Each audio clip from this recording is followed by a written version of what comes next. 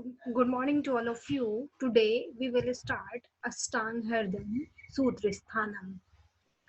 प्रथम अध्याय आयुष काम्य अध्याय जिसमें आयुर्वेद का प्रयोजन दिया गया है। आयु काम्य माने धर्म अर्थ सुख साधनम आयुर्वेदो उपदेशेषु विदेह परम आदरा। The next point is Brahma स्मृत्वा आयुषो। ब्रह्मा ने स्मरण किया यह ज्ञान, उसके तत्पश्चात दक्ष प्रजापति ने लिया। तत्पश्चात अश्वनी दुअर इंद्र अत्रि पुत्रादि। इसी प्रकार ये आयुर्वेद का अवतरण क्रम हुआ।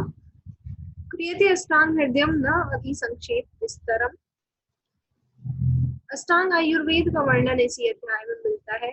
अष्टांग आयुर्वेद है काय बाल ग्रहो ऊर्ध्वांग शल्य दंष्टा जरा वृषाम वायु पित्तम कफ चेति त्रयो दोषा समासता। त्रिदोष का वर्णन यहीं पे मिलता है। त्रिदोष के लिए एक और बात बोली गई है, विकृता अविकृता देहम घनंती ते वर्तयंती च। हृदय नाभि के अधय में वात का स्थान, हृदय नाभि के मध्य में पित्त का स्थान और हृदय नाभि के ऊर्ध्व में कफ का स्थान है। वयो अहोरात्रि भुक्ता नाम ते अंत मध्यादिगा क्रमात्। अवस्था दिन रात्रि भोजन के अंत में वायु, मध्य में पित्त और आदि में कफ होता है। विषम अग्नि वात, तीक्ष्ण अग्नि पित्त, मंदाग्नि कफ, सम अग्नि समदोष। इसी प्रकार क्रूर कोष्ठ के लिए में वात की अधिकता होती है, मध्य कोष्ठ में कफ या समदोष होता है और मृदु कोष्ठ में पित्त होता है। सुश्रुत ने क्रूर कोष्ठ में वात कफ बताया है, मध्य कोष्ठ में समदोष बताया है और मृदु कोष्ठ में पित्त बताया है। वात के गुण 6 होते हैं। विशद नहीं माना है, दैट इज इम्पोर्टेंट पॉइंट। विशद नहीं माना है, माना क्या है? तत्र रूक्षो लघु शीत खर सूक्ष्मो अचला। वात का गुण क्या होता है? रूक्ष होता है, लघु होता है, शीत है, खर है, सूक्ष्म है और चल है। पित्त का गुण 7 होते हैं। कटु और लवण नहीं माना है, माना क्या है? माना है स्नेह, तीक्ष्ण, उष्ण, लघु, विष्ण, सरम और द्रवम। कफ के गुण कितने होते हैं? 7 होते हैं। स्निग्ध शीतो गुरुर मंद, सुलक्षणो मृतष्ण स्थिर, मधुर, मृदु और पिच्छल नहीं माना है। विषेणे विषी क्रीमे प्रकृति के संदर्भ में आया है।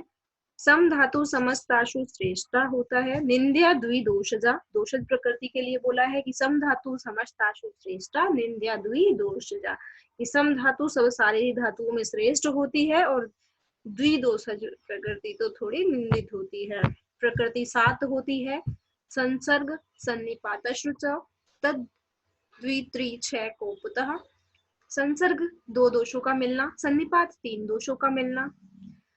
इसी प्रकार वात को हीन बोला है, पित्त को मध्यम बोला है और कफ को उत्तम प्रकृति और सम प्रकृति को श्रेष्ठ प्रकृति बोला गया है।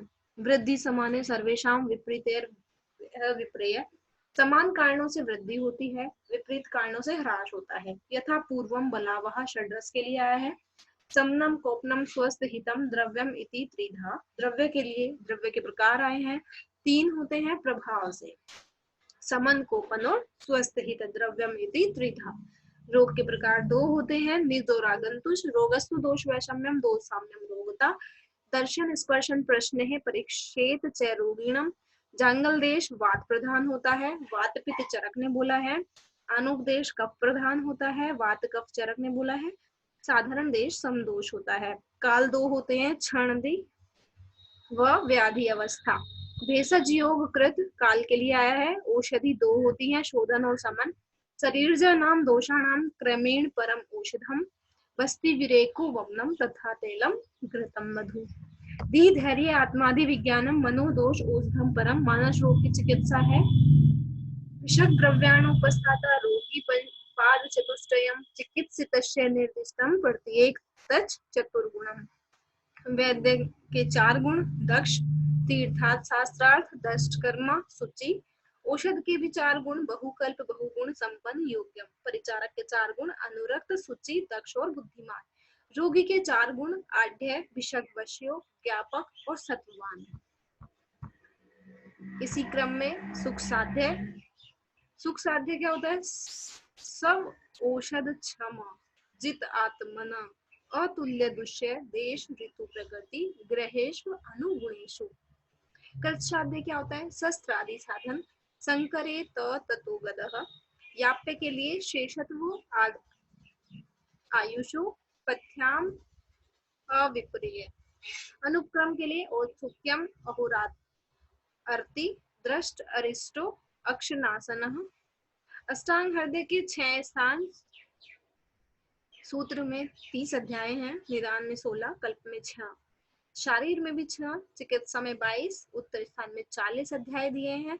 शारीर स्थान में सबसे ज्यादा इंपॉर्टेंट चैप्टर्स के कुछ नाम यहाँ दिए हैं: गर्भाव क्रांति, गर्भ व्यापद, अंग विभाग, मर्म विभाग, विकृति विज्ञान और दूतादि विज्ञान। ये 2 इंपॉर्टेंट चैप्टर हैं, विकृति विज्ञान और दूतादि विज्ञान।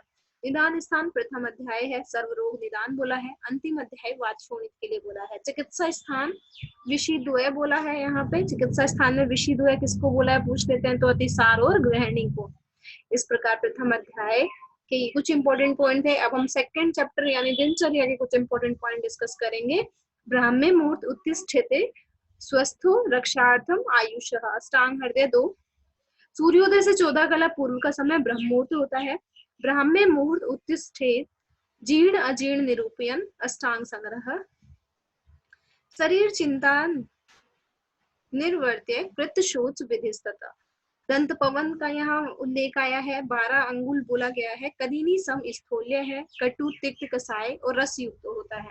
अष्टांग हृदय ने यहाँ पे कुछ प्लांट्स के नाम दिए हैं जो कि दंत पवन और दातून बनाने में जो यूज होते हैं: अर्क, न्यग्रोध, खदिर, करंज, कुमकुम। कुमकुम यहाँ पे अर्जुन के लिए आया है। चरक संहिता में करंज, करवीर, अर्क, मालती, कुमकुम और असन आया है, जो कि 6 मुख्य प्लांट है, जिसमें खदिर का वर्णन यहाँ पे नहीं किया गया है। खदिर का चरक में वर्णन नहीं आया है। अष्टांग संग्रह में एक कुछ एक्स्ट्रा बताया है: सर्ज, अरिमेद और अपामार्ग। सर्ज, अरिमेद और अपामार्ग अष्टांग संग्रह में एक्स्ट्रा बताया गया है। प्रातः एवं भोजन के पश्चात काल प्रातभुक्ता च मृद्वग्रम आया है। छर्दी, अजीर्ण, श्वास का ज्वर, अर्दित हृदय, नेत्र और शिरोरोग, तृष्णा और मुख पाक, कर्ण रोग, ये सब दंत पवन में निषेध है। अगर ऐसी ऐसी डिजीजेस हुई हैं तो इनमें दंत पवन नहीं कराना चाहिए। किसमें नहीं कराना चाहिए? छर्दी में, अजीर्ण, श्वास, कास, ज्वर, अर्दित हृदय, नेत्र, शिरोरोग, तृष्णा, मुख पाक और कर्ण रोग में। सोविरांजन के लिए आया है नित्यम हितम अक्षणो। रसांजन के लिए आया श्रावणात सप्तरात्रे। चरक ने 5 या 8 रात्रि बोला है। तांबुल निषेध रक्षोत, कुपित, चक्षुषाम, क्षतक्षीण, रक्तपित्त, विष, मूर्छा, मद और शोष में आया है। अभ्यंग के लिए आचरेत नित्यम जरा, श्रम, वातः, दृष्टि प्रसाद, पुष्ट, यायु, स्वप्न, सूत, त्वक, दाढ़र्यकृत, सिरा, श्रवण, पादेशु तम विशेषण सीलिए।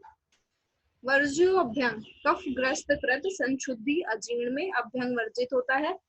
व्यायाम के लिए दीप्तो अग्निर्मेध क्षय बोला है। विभक्त घन गात्रत्वम वात पित्तामयी बालो वृद्धो अजीर्णी च तम त्यजेत निषेध हुआ है। निषेध के लिए व्यायाम कब विशेष है तो वित्त पित्तामयी बाल में, वृद्ध में, अजीर्णी में, इन सब में हमें व्यायाम नहीं कराना चाहिए। अर्ध शक्तियां निषेव्यस्तु शीतकाले वसंते। ये कोटेशन बहुत इंपॉर्टेंट आई है। शीतकाले वसंते में अर्ध शक्तियां निषेव्यस्तु मतलब आधी शक्ति जितना ही व्यायाम करना चाहिए शीतकाल में और वसंत काल में। मंदमेव ततो अन्यदा। अन्य ऋतु की बात करें तो अन्य ऋतु में मंदमेव ततो अन्यदा।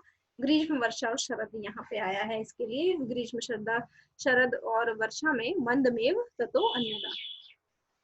व्यायाम के पश्चात क्या करना है? तम कृत्वा अनुसुखम देहम वर्धयेतु समन्ततः।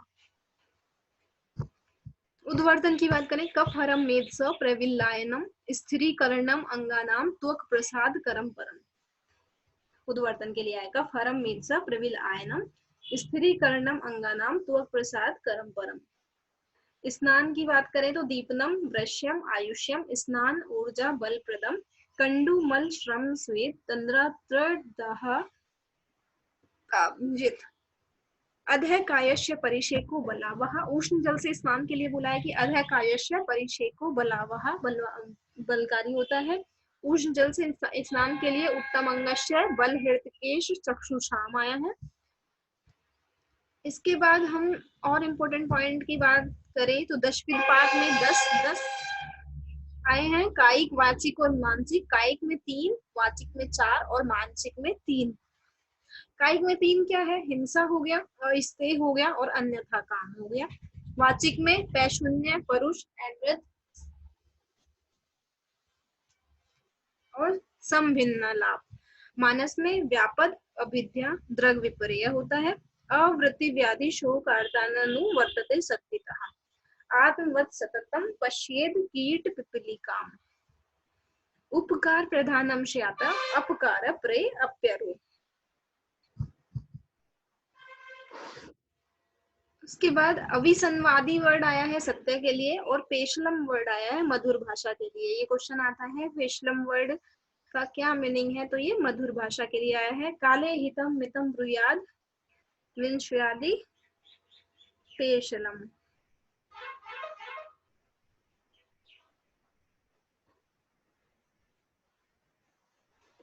पूर्वाभिभाषी मिलने पर स्वयं बोलना चाहिए। मिलने पर क्या करना चाहिए? स्वयं बोलना चाहिए। प्रकाश ये नापमामन न च नि स्नेहिता प्रभु। अपने अपमान को प्रकाशित नहीं करना चाहिए। त्रिवर्ग से रहित कार्य नहीं करना चाहिए।